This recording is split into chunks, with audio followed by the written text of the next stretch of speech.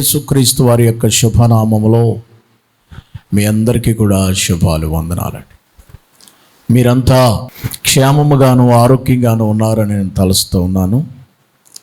ప్రభు ఇచ్చినటువంటి మంచి అవకాశాన్ని బట్టి దేవాతి దేవునికి మనం ఎంతో కృతజ్ఞతాస్తుతులు, వందనాలు, యాచనలు, ప్రార్థనలు ప్రభుకు మనం చెల్లించాలి.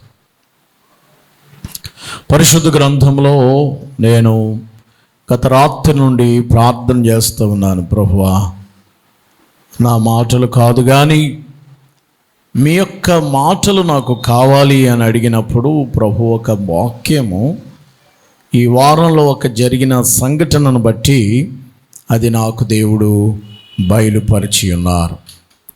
అపోస్తుల కార్య గ్రంథము అనగా అపోస్తుల కార్యములు 26వ అధ్యాయం 14వ వచనాన్ని చదువుకుందామండి. 14వ వచనం. మేమందరమును నేలన పడినప్పుడు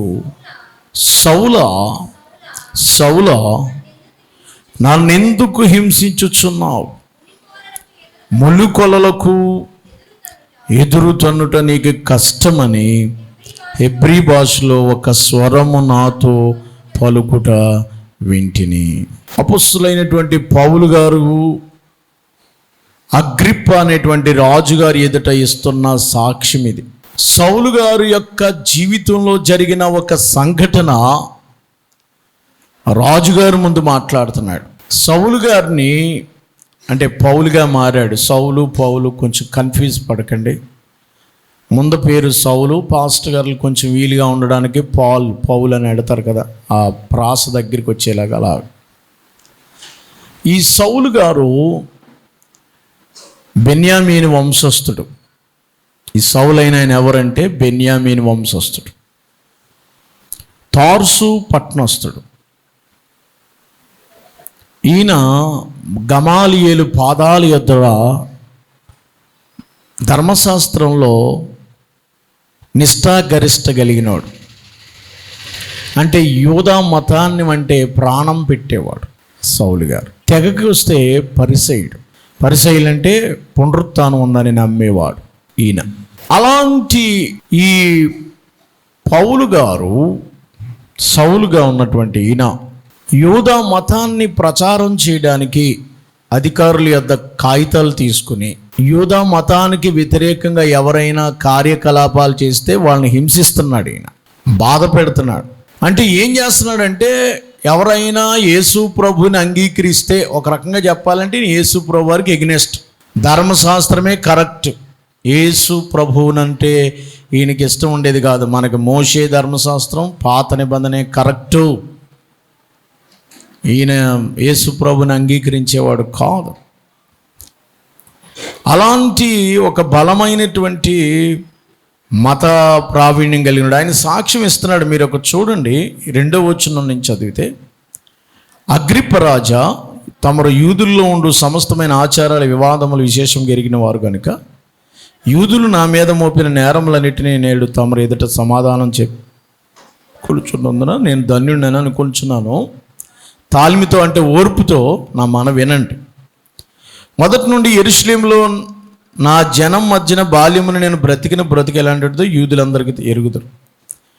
వారు మొదటి నుండి నన్ను ఎరిగిన వారు, నాకు సాక్ష్యం ఇచ్చుటకు వారికి ఇష్టమైతే నేను మన మతంలో బహు నిష్టగల తెగకును అనుసరించిన పరిసయ్యుడుగా ప్రవర్తించినట్లు చెప్పగలరు.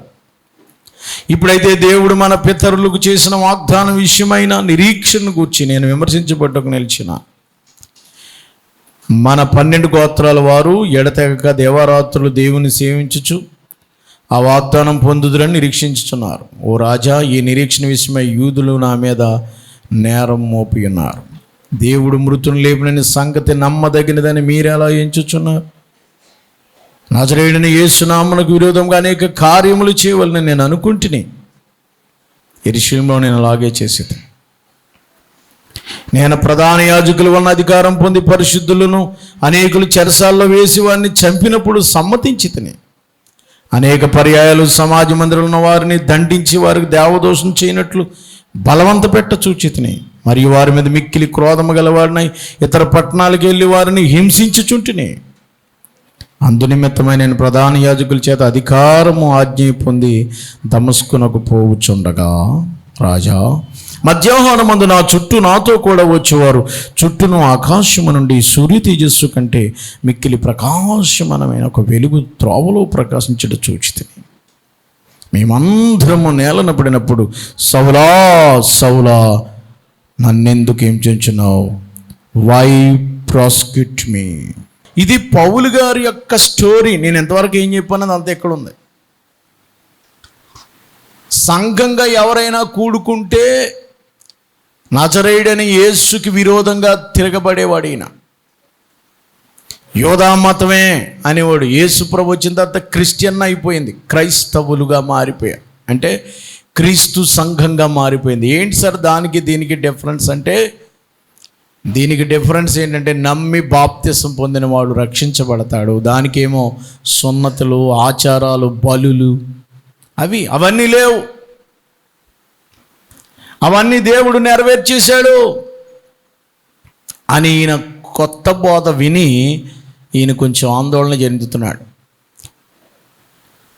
ప్రజలందరూ యేసు ప్రభుని ధర్మశాస్త్రం నెరవేర్చబడిందని చెప్తుంటే ప్రజల్లో గొడవలు ప్రారంభమవుతున్నాయి. క్రైస్తువులు కొట్టుకునేలాగా ఆ రోజుల్లో యూదులు దెబ్బలాటలు జరుగుతున్నాయి.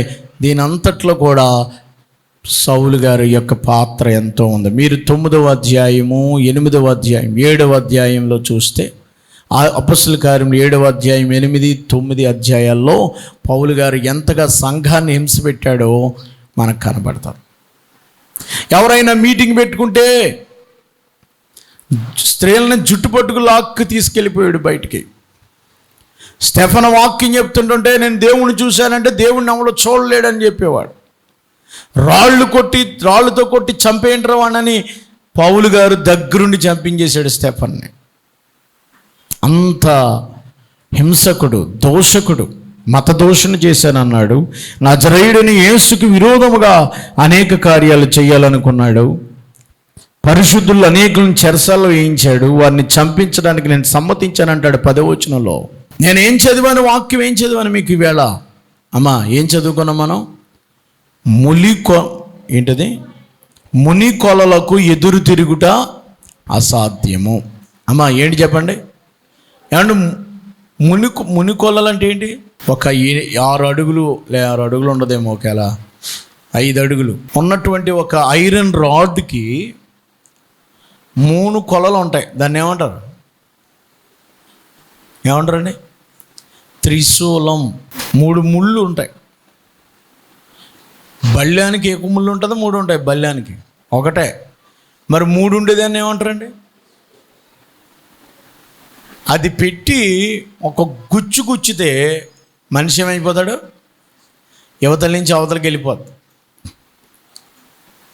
ముని కొలలకి ఎదురు తిరుగుట అసాధ్యం. ఒక సామెత దేవుడు చెప్పాడు. సౌలు గారు దమస్కులో ఉన్నటువంటి సంఘము, అపొస్తలుల కార్యములు 9వ అధ్యాయం 1వ వచనములో, అపొస్తలుల కార్యములు 9వ అధ్యాయం 1వ వచనములో సౌలు గారు ఏం చేస్తున్నారండి? సౌలు ఇంకను శిష్యుల్ని బెదిరిస్తున్నాడు, చర్చికి వెళ్ళిన వాళ్ళని బెదిరిస్తున్నాడు, హత్య చేయుటను ప్రాణాధారంగా ఎంచుకుంటున్నాడు. చర్చికి వెళ్ళి వాళ్ళని చంపటం, చర్చికి వెళ్ళి వాళ్ళని ఆటంకపరచటం, కోటాలు ఎట్టకుండా చెల్లా చెదురు చేసేయటం, మైకులు బద్దలు కొట్టడం, ఇదంతా ఎలా ఎంచుకున్నాడు అంటే మనోడు ఏదో అది లైఫ్ దాని మీద ఆధారపడినట్లుగా. అంటే ప్రాణాధారం అంటే జీవనాధారం అన్నట్టుగా. ప్రాణాధారానికి అర్థం ఏంటంటే జీవనాధారం, అదే అతను బతుకు అన్నట్టుగా. దానికోసమే పుట్టానన్నట్టుగా సంఘాన్ని చెదరగొట్టాలనుకున్నాడు. అమ్మా ఏ సంఘాన్ని? క్రీస్తు సంఘాన్ని. క్రీస్తు స్వరక్తం ఇచ్చి సంపాదించుకుని పాపములను కడిగినటువంటి ఆ యేసు ప్రభుల వారి యొక్క సంఘం ఉండకుండా చేయాలనుకున్నాడు. నజరేయుడని యేసు దేవుడు కాదని ఘంటాపదంగా చెప్పాలనుకున్నాడు. ఎందుకు అనంటే యేసుని ఎరగక. వాయిస్ దమస్కు పట్టణానికి రథం మీద గుర్రం మీద వెళ్ళిపోతున్నాడు ఆయన అనుచరులు. ఏమా అంతేనా? ఏముంది అక్కడ చదవండి. ప్రధాన యాజకుల యొద్దకు వెళ్ళి యేసు ప్రభు మార్గంలో ఉన్న పురుషులనైనను స్త్రీలనైనను బంధించి తీసుకుని వచ్చుటకు దమస్కులోని సమాజముల వారికి పత్రికలు ఇమ్మని అడిగాను. ప్రయాణము చేయొచ్చు. దమస్కుకు వచ్చినప్పుడు అకస్మాత్తుగా ఆకాశము నుండి ఒక వెలుగు అతనికి కనబడింది. ప్రియులారా, అప్పుడు అతడు ఏమైపోయాడండి? నేల మీద పడి, సౌలా సౌలా నీవేళ నన్ను హింసించుచున్నావని ఒక స్వరం పలుకుట వినెను. ప్రియులారా, ఇక్కడ ఒక మాట మీరు చూస్తున్నారు. సౌలా సౌలా, ఒక వెలుగు సంఘాన్ని చెడగొట్టాలి. దమస్కులో వినండి, దమస్కులో ఒక చర్చ జరుగుతుందంట సమాజ మందిరంలో. ఎవరైనా యేసు ప్రభుని నమ్ముకున్నారంటే నమ్ముకోవటానికి ఇల్లేదు, బలులు అర్పించాలి, అర్పణలు చేయాలి, నాజీరు చేయబడాలి, సున్నతిలు చేయాలి, ఇలాంటివే చెప్తున్నాడు. వీటికి వ్యతిరేకంగా యేసు దేవుడు, యేసు రక్షకుడు, దేవుడు ఒక్కడే అనే సిద్ధాంతంలో ఉన్నారు. యేసు ప్రభు కూడా యేసు దేవునితో సమానుడు కదండి. యేసు ప్రభు ఎవరండి? ఆయన మొదట ఉన్నవాడు, ఆయన నిత్యత్వం ఉన్నవాడు, ఆయన నిన్న నేడు నిరంతరము ఒకటే రీతిగా ఉన్నవాడు. అవునా? యేసు ప్రభు వారు మొదటివాడు, కడపటివాడిని అని చెప్పుకున్నాడు. ఆయన మృతుడినైతిని కానీ ఇదిగో నేను సజీవుడిని యేసు ప్రభు చెప్పారా? కానీ నమ్మలేకపోతున్నాడు ఈయన. ఇంతవరకు ఏ యెహోవా దేవుణ్ణి ఆరాధన చేశాడో నమ్మలేకపోతున్నాడు. యేసు ప్రభుకి వ్యతిరేకంగా తిరగాలనుకున్నాడు. సంఘాన్ని, మారు మనసు పొందిన వారిని, బాప్తిసం పొందిన వారిని హింస పెట్టాలని చూస్తున్నాడు. అమ్మా, సంఘమే లేకుండా చేయాలనుకున్నాడు. నేనేం చెప్తున్నానంటే, ముని కొలలకి ఎదురెళ్ళుట ఏంటి చెప్పండి? అసాధ్యము. అందరూ ఈ మాట నాతోనండి. ముని కొలలకు ఎదురు తన్నుట నీకు కష్టమని హిబ్రూ భాషలో వినపడిందట. 26వ అధ్యాయం 14వ వచనంలో, 26వ అధ్యాయం 14వ వచనమే తీశాను కాబట్టి అదే మాట్లాడుతున్నాను. నా ముఖ్య అంశం ఏంటంటే, ముని కొలలకు ఎదురు తిరగడం అసాధ్యం. అయ్యా బ్రదర్స్, అమ్మా సిస్టర్స్, దేవునికి, దాని అర్థం ఏంటంటే దేవునికి ఎదురు తన్నుట అసాధ్యం. దేవునికి వ్యతిరేకంగా కానీ, దేవునికి ఎదురెళ్ళటం కానీ, దేవునిని ప్రశ్నించటం కానీ, దేవునికి వ్యతిరేక కార్యకలాపాలు చేయటం అసాధ్యం. ముని కొలలకు ఎదురు తిరగటం అసాధ్యం. సంఘాన్ని పాడు చేయాలనుకుంటే అది నీ తరం కాదు. తెలుసా మీకు ఆ సంగతే? బైబిల్ గ్రంథంలో ఒక మాట ఉంది. ఏంటది? మనం పగ తీర్చక్కర్లేదు. పగ ఎవరు తీరుస్తారండి? మనం యుద్ధం చేయక్కర్లేదు. యుద్ధం ఎవరు చేస్తారండి? దావీదు చేయలేదు యుద్ధం.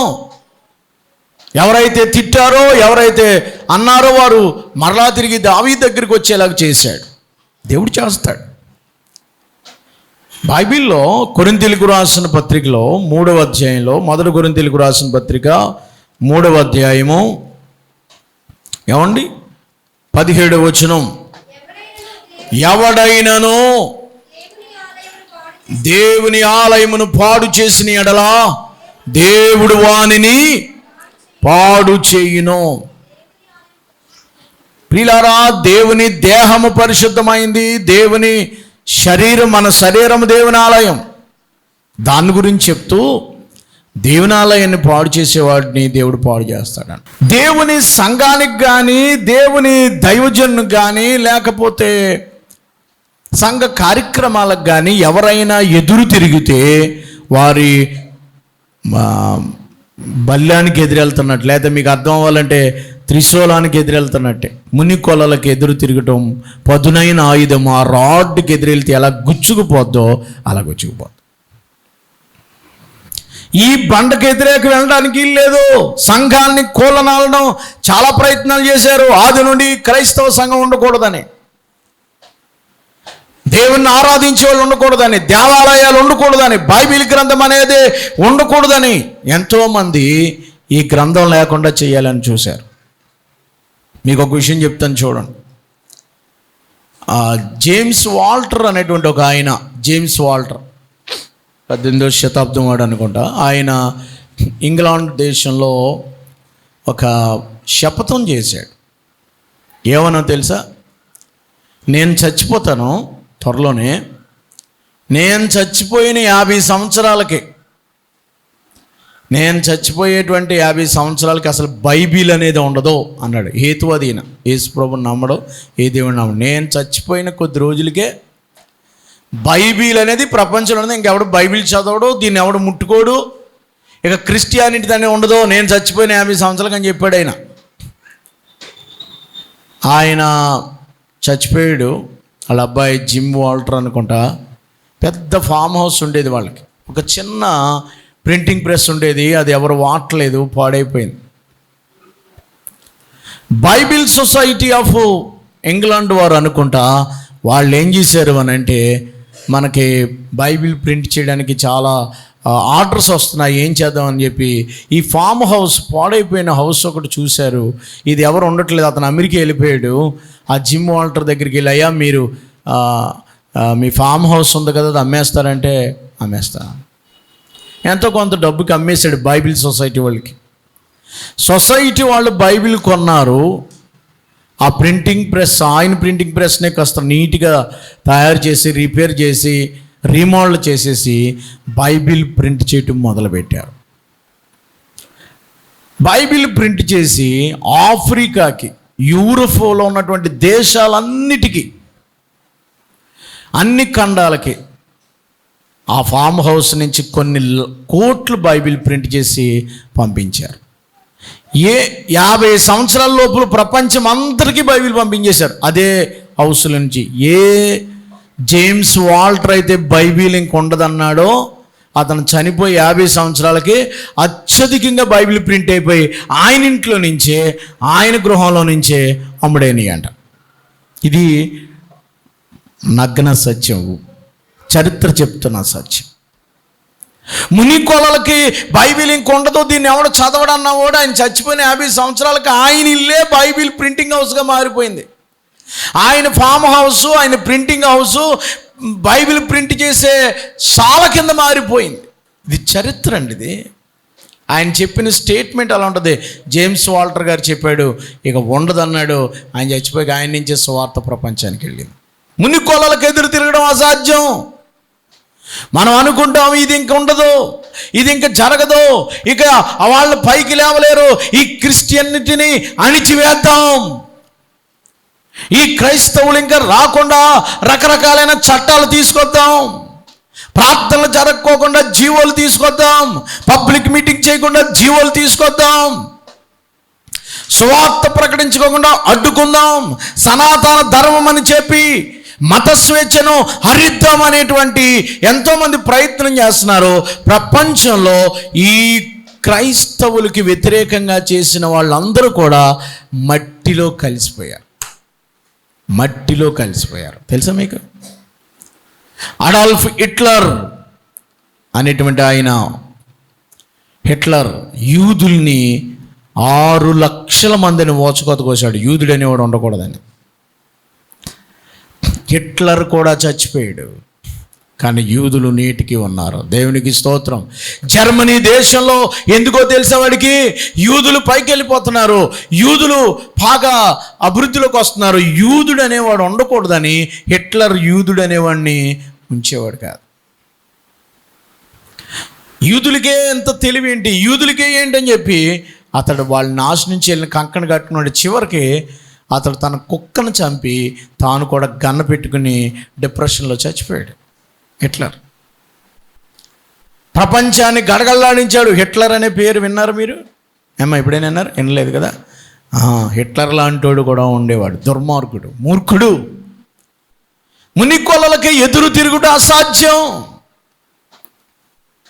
చాలామంది దీనికి ఎదురు తిరిగి ఏదో చేద్దామని అనుకున్నారు, కానీ అసాధ్యం. భారతదేశంలో కానివ్వచ్చు, ప్రపంచ దేశాల్లో కానివ్వచ్చు, ఎక్కువగా ఈ పరిశుద్ధ గ్రంథాన్నే కాల్ చేస్తారు. ఎందుకని?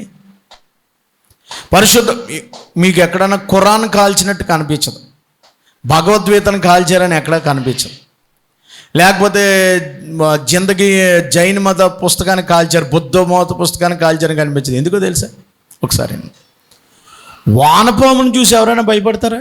తాసుపామును చూస్తే మాట్లాడలేదు. మీరు తాసుపామును చూస్తే ఏం చేస్తారు? మిగిలినన్ని వానపాములు, పరిశుద్ధ గ్రంథం తాసుపాము లాంటిది. అందుకని ఇది భయం. ఇది ఒకవేళ ఈ పరిశుద్ధ గ్రంథంగానే ఉంటే మేము ఎక్కడ మారిపోతాం, ఎక్కడ దేవుని తెలుసుకుంటామో అని సాతాను వాళ్ళని వాడుకుంటూ ఉంటాడు. ఇది పరిశుద్ధ గ్రంథము, అందుకనే ఇందులో సత్యం ఉంది, దీన్ని తెలుసుకోలేకుండా చెయ్యాలని చూస్తారు. కానీ అది వాళ్ళ తరం కాదు, అది వాళ్ళ వల్ల కాదు. ప్రపంచ చరిత్రలో ఎందరో కాలగర్భంలో కలిసిపోయారు. నీరో చక్రవర్తి క్రైస్తవుల్ని ఏం చేసేవాడో తెలుసండి? అమ్మా, ఎవరైనా యేసు ప్రభుని నమ్ముకుంటే నీరో చక్రవర్తి ఈ నైట్ నేను ఆ రోడ్డు మీద వెళ్తున్నానని చెప్పి యూదులందరూ నీ పక్క నా పక్కన నిలబెట్టి వాళ్ళ మీద పెట్రోల్ పోసి అంటించేవాడంట. లైట్లాగా వాడుకునేవాడు అంట, లైట్లాగా వెలుగు కోసం వాడేవాడంట మనుషుల్ని. అదొక ఆనందం, వాడికి పిచ్చి ఆనందం. యెరూషలేము కాలిపోతుంటే ఫిడేలు వాయించుకున్నాడంట. చాలామంది ఇలాంటి నీరో చక్రవర్తి లాంటి కాలంలోనే ఎక్కువ మంది క్రైస్తవులు అయిపోయారు. యేసు ప్రభుని రక్షకుడిగా అంగీకరించారు. యేసు ప్రభుని ఇదిగో నేనేం చెప్తున్నానంటే, సౌలు గారు కూడా ఏం జరుగుతుందంటే, సౌలు గారు ఏం చేస్తున్నారనంటే, ఈ చర్చిలు ఉండకూడదు, ఈ ప్రార్థనలు జరగకూడదు అని ఆయన వ్యతిరేకం తిరగాలనుకున్నాడు. అకస్మాత్తుగా ఒక వెలుగు అతని మీద పడిందంట. ఏ వెలుగు అంటే, మిట్ట మధ్యాహ్నం మన వేసవికాలంలో సూర్యుడిని ఎలాగైతే చూడలేమో దానికంటే ఎక్కువ వెలుగు, సూర్యుని కంటే ఎక్కువ వెలుగు అన్నాడు కదా. 13వ వచనంలో సూర్య తేజస్సు కంటే మిక్కిలి ప్రకాశమానమైనటువంటి ఒక వెలుగును నేను చూచెదను. అది మధ్యాహ్నం సూర్యుడు ప్రకాశించి కంటే వెలుగుగా ఉందా? కళ్ళు కనబడిన రీతిగా అయిపోయింది. కళ్ళు పోయాయి, ఒక రకంగా చెప్పాలంటే కళ్ళు పోయినాయి. బోర్ల పడిపోయాడు. మేమందరము నేల పడిపోయినప్పుడు ఒక స్వరం ఆ వెలుగులో నుంచి వచ్చింది. ఆయనతో పిలుస్తుంది, సౌలా సౌలా, నువ్వు నన్ను ఎలా హింసిస్తున్నావు? వై ప్రాసిక్యూట్ మీ? నన్ను ఎందుకు పెర్సిక్యూషన్ చేస్తున్నావు? ఎందుకు నన్ను హింసిస్తున్నావు? ఏమండి, ఎందుకు క్రైస్తవుల్ని ప్రపంచం హింసిస్తుంది? ఎందుకు క్రిస్టియానిటీ వాళ్ళనే మన కాకినాడ బీచ్లో సండే స్కూల్ పిల్లలు యేసు రక్షకుడు పాపాల నుంచి పవిత్రపరుస్తాడు అనేటువంటి బ్యానర్ పట్టుకున్నారు. ఎక్కడ మైక్లో చెప్పలేదు, ఏం చేయలేదు. బీచ్లోకి వెళ్ళారు వాళ్ళు, ఒక 20-30 మంది పిల్లలు బ్యానర్ పట్టుకున్నారు. సండే స్కూల్ టీచరో మరి ఎవరు పాస్ట్లో ఉన్నట్టున్నారు, నాకు తెలియదు. కానీ అది పట్టుకుంటే ఒకడు వచ్చేసి వాళ్ళ పట్టుకున్నటువంటి బ్యానర్లన్నీ తీసుకెళ్ళి కాల్చేసేసాడు. వాక్యాన్ని కాల్చడం వాడి తరమా చెప్పండి? వాక్యం కాలితే ఆగిపోద్ది ఆయాలతోటి, ఆడు సునకానందం కాకపోతేనే. ఎందుకు హింసిస్తున్నారు? వెళ్ళేమి అతనికి సువార్త చెప్పలేదే. అతను అదే అన్నాడు, నీకేమీ యేసుప్రభువు నమ్ముకోమని చెప్పలేదు, మైక్లో నేనేమి ఇక్కడేం మైకి పెట్టలేదు, లేకపోతే నీకు పత్రిక ఇవ్వలేదు, నేను జస్ట్ మేము ఇలా పట్టుకుని నిలబడ్డాం, నీకు ఇష్టమైతే చదువుకు, లేకపోతే మీరు నేను చదువుకోమని కూడా చెప్పలేదు కదా. ఎందుకు హింసిస్తున్నారు? దేవుని వేళ ఆయన రక్షకుడు, ఆయన దినమెల్లా లోబడినలని ప్రజల వైపు చేతులు చేస్తుంటే, మానవాళ్ళందరి కొరకు ఆయన రక్తము కారిస్తే, ఆయన ప్రేమను చూపిస్తుంటే, ఈ లోబడినలని ప్రజలు దేవుని బిడ్డల్ని, దేవుని వాక్యాన్ని, దేవుని సంఘాన్ని హింసిస్తున్నారు. నేను ఒక మాట చెప్పాలి, హింసించే వారిని దేవుడు రక్షించుకుని వాళ్ళ చేతే దేవుని వాక్యము చెప్పిస్తాడు. దేవునికి స్తోత్రం. ప్రియులారా, ఎంతోమంది ఈ నోటితో అసహించుకున్నటువంటి దేవుణ్ణి,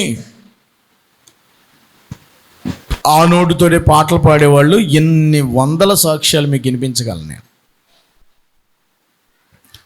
ఏ నోటితో అయితే యేసు కాదన్నారో, ఏ నోటితో అయితే యేసు వద్దన్నారో, ఏ నోటితో యేసు ప్రభుని దేవుడు కాదన్నారో, అదే నోటితో యేసయ్య దేవుడని ఒప్పుకునేలాగా చేస్తాడు. నమ్మినోళ్ళు గట్టిగా దేవునికి స్తోత్రం చెప్పాలి. ఎందుకంటే ఆయన బలమైన దేవుడు, ఆయన నిత్యుడైన దేవుడు. ఆయన మతాన్ని స్థాపించడానికి రాలేదు, ఆయన సృష్టికర్త అయినటువంటి దేవుడు యేసు ప్రభువారు. ప్రియులారా, ఆయనకు అసాధ్యమైనది, దేవునికి మునుకొలకు ఎదురు తిరగడం అసాధ్యం. ఎందుకంటే ఎంతో గొప్ప గొప్పోళ్ళు అయిపోయారు.